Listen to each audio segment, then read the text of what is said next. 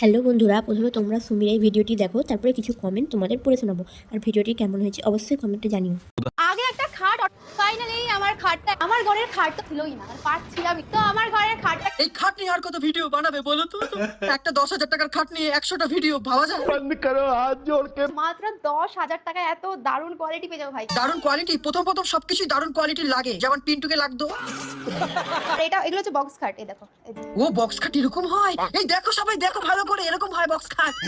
Link দিয়ে রাখলাম। খাটের উপর আবার গামছা পাচ্ছে রে, ওরে ডেকোরেশন।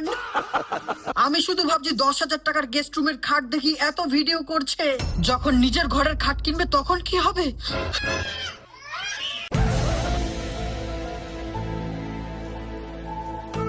খুব টেনশনে আছি, এখন থেকে ওভার থিঙ্কিং হচ্ছে। উফ, একটা মনের মতো ভিডিও দিয়েছেন দাদা। উফ দাদা, কি দিলে মিষ্টি মুখে জুতোর বাড়ি। বাঁশ দেওয়ার টেকনিকটা দারুণ। ভাই, আপনি কিভাবে এত সুন্দর বাঁশ দিতে পারেন?